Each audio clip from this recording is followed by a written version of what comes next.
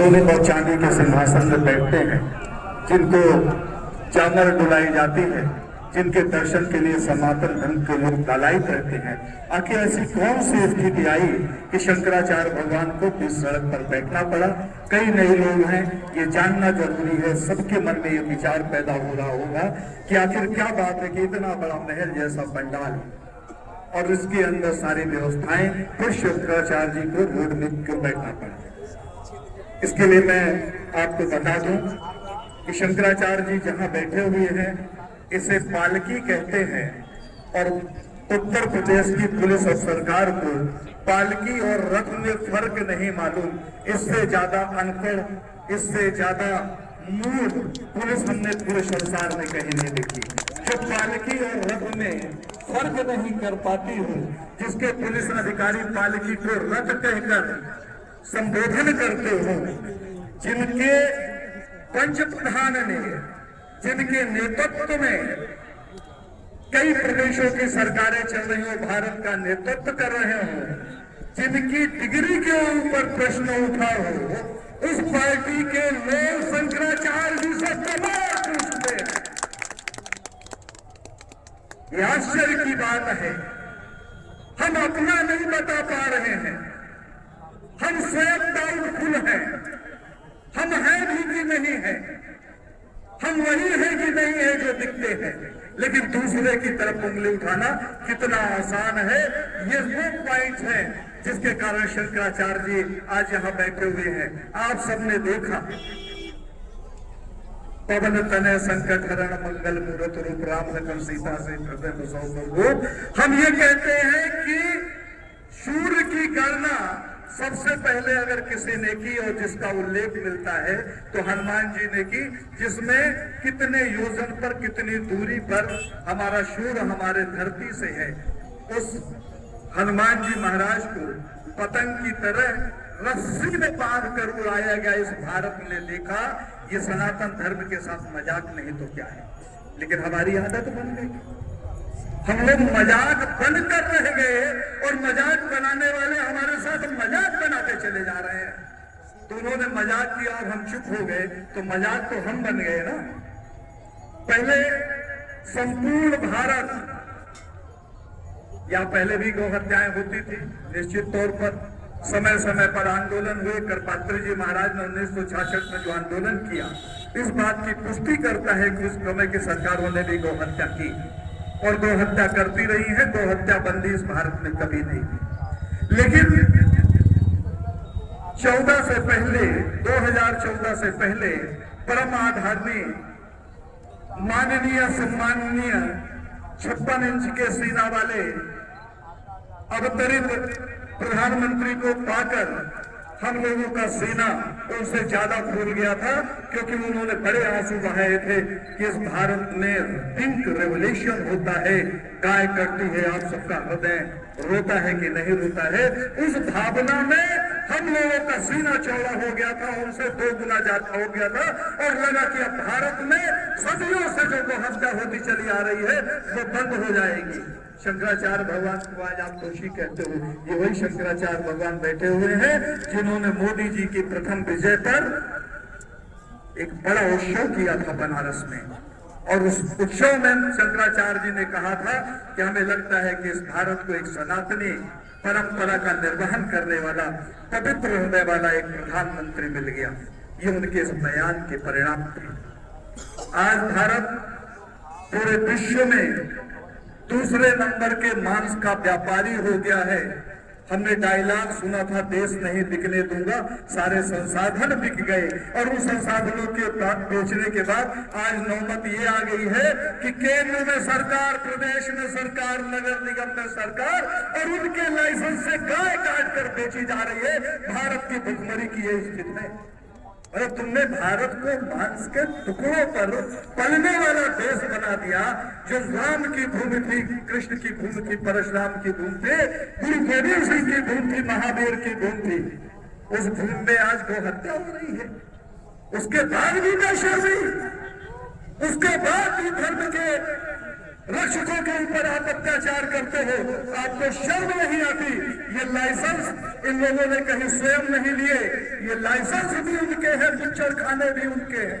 विदेश में जो मांस भेजा जाता है गौ माता का, तो एक्सपोर्ट इम्पोर्ट का लाइसेंस भी उनका है, लैब भी उनका है, जिस लैब में टेस्ट होने के बाद वो विदेश आता है, जिसमें लिखा जाता है कि ये गाय का मांस है। और ये हमारे आंखों पर धूल झोंकते हैं, पर्दा डालते हैं। जब इस बात पर सारा राष्ट्र शंकराचार्य जी के पीछे उद्वेलित हुआ, तो इन बेशर्मों ने जिंदा गौ माता को कंटेनरों में भरकर विदेश भेजने का ऐलान किया। कंटेनर पहुंच गए, शिप में लगने लगे। जब उस देश के संतों को पता चला तो उनका हृदय रोने लगा और उन्होंने प्रयास किया, सभी समाज के संतों ने प्रयास किया, तो उन्होंने जीवित गाय को भेजना तो बंद कर दिया, लेकिन गाय को मारकर भेज रहे हैं। इस बात की प्रमाणिकता 15 दिन पहले की है। मध्य प्रदेश एक प्रदेश है जिसकी राजधानी भोपाल है। भोपाल में पुलिस मुख्यालय के सामने, जहां पुलिस का सबसे बड़ा अधिकारी बैठता है, जिसके ऊपर पूरे प्रदेश में क्राइम रोकने की जिम्मेवारी है, उसके दरवाजे पर 26 टन मांस पकड़ा गया। 26 टन मांस को बनाने में 600 गौ माता की हत्या की गई। जब दो भक्तों ने उस कंटेनर को रोका तो लोगों ने कहा, पुलिस वालों ने भी कहा, दूसरे लोगों ने भी किया, भैंस का मांस है, भेड़ का मांस है। वो दो भक्त जुड़े रहे, अटे रहे, डटे रहे। उन्होंने कहा इसकी जांच हो, और जांच में निकल कर आया कि ये गौ हत्या करके मांस को तैयार किया गया है। सरकार किसकी है क्या फिर बताना पड़ेगा? यही तो लड़ाई है। बड़े दुख के साथ कहना पड़ रहा है कि शंकराचार्य भगवान ने जब इस आंदोलन को मुखर किया तो अनेक भाषणबाजी होने लगी, अनेक मंत्रियों ने भाषण दिए, यहां तक कि गृह मंत्री ने यह भी कह दिया कि एक बार और प्रधानमंत्री बना दो, गौ हत्यारों को उल्टा लटकाकर सीधा कर देंगे। तो शंकराचार्य भगवान ने कहा कि इन्होंने ये भाषण दिया था सीतामढ़ी में, जहां गाय सीता के रूप में प्रकट हुई, तो चलो देख के आए उस पेड़ को जहां पर गौ हत्यारे उल्टा लटके हुए हैं। वहां जाने के बाद पता चला कि गाय की हत्या और इस पेड़ से हो रही है। यही तो है, गाय की रक्षा की बात करना अपराध हो गया। आप झूठ बोल बोल कर अपराध करते रहो, पिपरमेंट लगाकर आंसू बहाते रहो। आपके भाषणों में हम आपका सीने का बाप लेकर सुनकर अपना सीना बढ़ाते रहे, और एक के बाद एक आप इस राष्ट्र में धर्म को नष्ट और भ्रष्ट करते रहो। शंकराचार्य जी हो सकता है विरोधी, शंकराचार्य जी के मन में हो सकता है भावना हो कि मोदी अच्छा व्यक्ति नहीं है, लेकिन जिस व्यक्ति को उन्होंने टिकट दिया, जो उनकी टिकट से लड़ा, उन्होंने उसका प्रचार किया। मोदी का विधायक नंद किशोर भूषण, जिसने विधानसभा के अंदर कहा कि 50,000 गायें उत्तर प्रदेश में रोज कटती है, भारतीय जनता पार्टी का विधायक था, हमारा विधायक नहीं था। उसने जब राम कथा करनी चाहिए तो इसी तरीके से बर्बरता हुई जैसे घाट में हुई, उसको मारा गया, रामचरितमानस को गिरा दिया गया, रामायण को गिरा दिया गया, कलश फोड़ दिए गए, उसका कुर्ता फाड़ दिया गया, क्योंकि उसने सत्यता का साथ दिया। उसने ईमानदारी से कहा क्योंकि मैं एक गौ भक्त हूं और हमारे प्रदेश में 50,000 गायें रोज करती है, योगी जी ध्यान दीजिए। तो योगी जी ने इस रूप से ध्यान दिया, गाय की हत्या नहीं रोकी। गाय की हत्या कोई बात करने वाले अपने विधायक को ही पिटवा दिया। क्या ऐसी बातें करना अपराध की श्रेणी में आता है? वाराणसी में वेदों में वर्णित प्राचीन मंदिर ध्वस्त किए गए। शंकराचार्य जी बीच सड़क पर निकल पड़े, नंगे पांव पूरे वाराणसी की यात्रा की, उनको समझाने का प्रयास किया, लेकिन बाबर, हुमायूं और गजनी की औलादों ने शंकराचार्य जी की भावनाओं को नहीं समझा, सनातन के मर्म को नहीं समझा, मंदिर के महत्व को नहीं समझा, वेदों की मर्यादा को नहीं समझा, और उन मंदिरों को तोड़कर नस्तनाबूद कर दिया गया। वर्तमान में भी वो मंदिर अभी तोड़े जा रहे हैं, दूसरा कॉरिडोर बन रहा है। शंकराचार्य जी यही तो कहते हैं कि हमारे मंदिर नहीं रहेंगे, हमारी गाय नहीं रहेगी, गंगा नहीं रहेगी, संत नहीं रहेंगे तो भारत का परिचय क्या होगा? थोड़ा सा पीछे चले। योगी जी बहुत अच्छे आदमी हैं, अच्छे क्वालिटी का भगवा पहनते हैं, हमसे अच्छा भाषण देते हैं, बुलडोजर में बैठकर चलते हैं, लेकिन उनके राज्य में कमलेश तिवारी की हत्या हुई जिसको 18 सैनिक दिए गए थे सुरक्षा के, क्यों उन्हें उसका जवाब आज तक ये नहीं दे पाए। शंकराचार्य जी अगर गौरक्षा की बात करते हैं तो अपराध हो जाता है। 10-12 पॉइंट मैंने गिनाए। शंकराचार्य जी का परिचय ये है कि शंकराचार्य जी ने गंगा के अविरल और निर्मल प्रवाह के लिए आंदोलन किया, ये बात उनको अखर गई। शंकराचार्य जी ने राम जन्मभूमि में पैरोकारी की, जिसके कारण राम जन्मभूमि आज भव्य और दिव्य मंदिर बना। शंकराचार्य जी का अपराध यही है। शंकराचार्य जी ने राम सेतु को बचाने का यत्न किया जो इनकी सरकार ने घोषणा की थी। शंकराचार्य जी इसलिए अपराधी है। शंकराचार्य जी ने गोवर्धन गिरिराज से दिल्ली तक की प्रदक्षिणा के नंगे पांव कि गाय की हत्या नहीं होना चाहिए, इसलिए शंकराचार्य जी अपराधी है। शंकराचार्य जी वनवासी और आदिवासियों के संरक्षण के लिए विद्यालय चलाते। शंकराचार्य जी इसलिए अपराधी है। गौध्वज की स्थापना के लिए शंकराचार्य जी ने पूरे भारत की प्रदक्षिणा की। आज भारत के 10 से ज्यादा राज्य ऐसे हैं कि जब वहां जाते हैं तो वहां के लोग कहते हैं भारत से आए हो क्या, अर्थात 8 से 10 राज्य आज भारत से अलग होने की कतार पे खड़े हैं। शंकराचार्य जी ने जब ये बात की तो शंकराचार्य जी अपराधी हो गए। शंकराचार्य जी ने अपने संत परिवार से मिलने का यत्न किया तो शंकराचार्य जी अपराधी हो गए। शंकराचार्य जी ने गौ माता के रक्षा की बात की तो शंकराचार्य जी अपराधी हो गए। शंकराचार्य जी के हत्या का अपने षड्यंत्र रचा।